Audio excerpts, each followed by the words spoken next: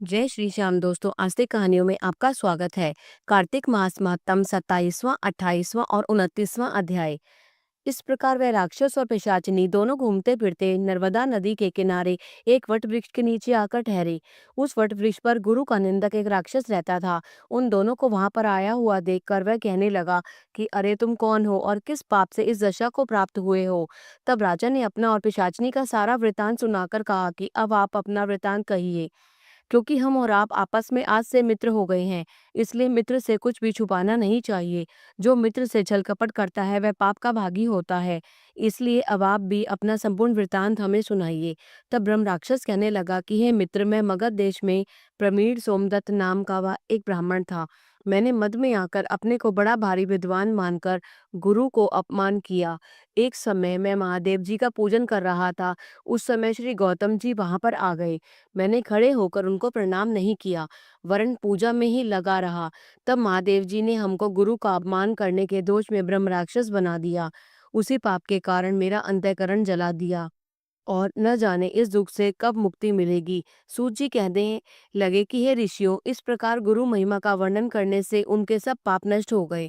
इतने में उन्होंने दूर से आते हुए गर्ग मुनि को देखा तो दोनों राक्षस तथा पिशाचिनी अपने दोनों हाथ उठाकर उसकी ओर भागे और हमारा भोजन आ गया।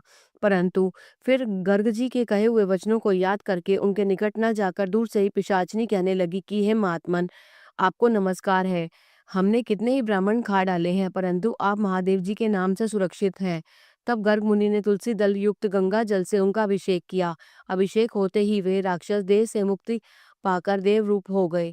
पुत्र युक्त ब्राह्मणी और सोमदत्त विष्णु रूप होकर गर्ग जी की स्तुति करते हुए विष्णु लोक को चले गए और कल्माशपाद अपने रूप को प्राप्त होकर सोच में पड़ गया।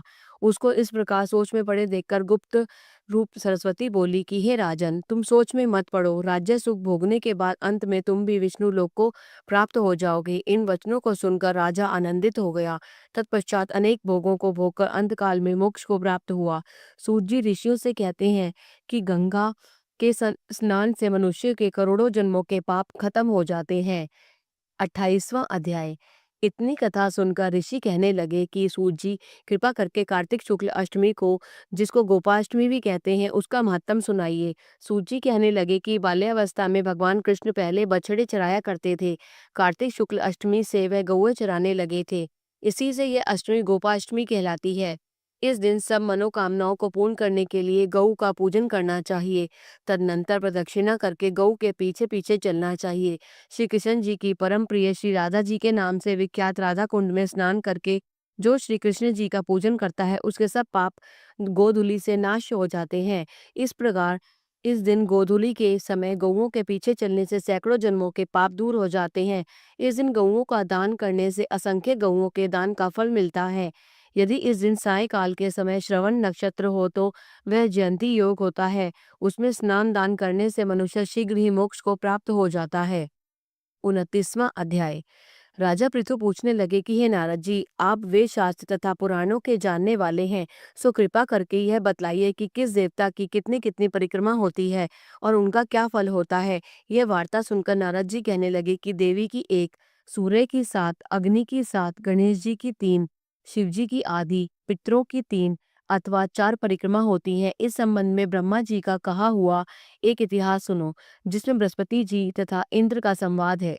वैवस्वत मनवंतर में एक समय सब देव देवताओं सहित इंद्र बृहस्पति जी के पास जाकर पूछने लगे कि हे गुरुदेव, ब्रह्म काल से पहले यह सृष्टि कैसी थी, इंद्र तथा अन्य देवगण कैसे थे, उनका कर्म कैसा था। यह सुनकर बृहस्पति जी कहने लगे, उस समय की बात तो हम भी नहीं बता सकते, क्योंकि उस समय को 6 मनवंतर बीत चुके हैं। परंतु आपके ही नगर में एक सुधर्मा नाम वाला है, वह सब कुछ बता सकता है, अतः उसके पास चलिए। तब बृहस्पति जी सब देवों तथा इंद्र को साथ लेकर सुधर्मा के पास आए। सुधर्मा ने गुरु जी सहित इंद्रादि देवताओं का पूजन तथा आदर सत्कार किया। इंद्र सुधर्मा की राज्य लक्ष्मी तथा वैभव देखकर दंग रह गया। तत्पश्चात कहने लगा कि सुधर्मा, इतनी लक्ष्मी तुमको कैसे प्राप्त हुई? तुमने कौन सा यज्ञ दान तथा तप किया था तथा ब्रह्मकल्प से की बात तुम कैसे जान सकते हो? यह सब हमसे कहो। सुधर्मा कहने लगा कि हे इंद्र, जब चारों युगों की 1000 चौकड़ी बीत जाती है तब ब्रह्मा एक दिन का होता है। उस एक दिन में 14 मनु और इंद्र होते हैं। जब हम विष्णु लोक में थे, तब वहाँ पर रहने और हमारे सामने इतने ब्रह्मा आ चुके थे कि उनकी हम गणना नहीं कर सकते थे। उसके पश्चात जब हम यहाँ स्वर्ग में आए, सो हमने जो भी अच्छा कर्म किया और जिसके कारण हमने इतनी लंबी आयु पाई, उसको सुनो। पहले जन्म में हम मांस खाने वाले गिद्ध थे। एक समय कार्तिक शुक्ल नवमी को श्री विष्णु के मंदिर पर बैठे हुए थे, तभी एक शिकारी ने हमको बाण मारा, जिससे हम घायल होकर मंदिर में आ गिरे। उसी समय मांस के लोभी एक कुत्ते ने आकर मुझको पकड़ लिया। उस कुत्ते को देखकर उस कुत्ते भी और कुत्ते भी वहां पर आ गए। वह कुत्ता उनके डर के मारे मंदिर के चारों ओर चक्कर लगाने लगा। दूसरे कुत्ते भी उसके पीछे पीछे भागते रहे। इस प्रकार सबकी प्रदक्षिणा हो गई। इसी बीच मेरी मृत्यु हो गई।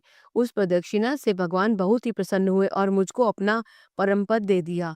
यह बात सुनकर इंद्र को अत्यंत प्रसन्नता हुई और उन्होंने विधि पूर्वक भगवान का पूजन तथा प्रदक्षिणा की। नारद जी कहते हैं कि हे राजन, कार्तिक शुक्ल नवमी को ब्राह्मण, गौ देवालय, तुलसी वन, साधु, वैरागी, जीवन मुक्त गृहस्थ, वेद उपवेद तथा पुराण, यह सब गांव में ही वास करते हैं। यदि ग्राम की प्रदक्षिणा करनी हो तो प्रातःकाल उठकर स्नानादि क्रिया से निवृत्त हो, कमंडल हाथ में ले ओम नमो भगवते वासुदेवाय मंत्र का जाप करते हुए सूर्योदय से पूर्व ही प्रारंभ करें। ब्राह्मण देवस्थान तथा शालिग्राम की मूर्ति की प्रदक्षिणा सूर्योदय के बाद भी की जा सकती है। जय श्री श्याम।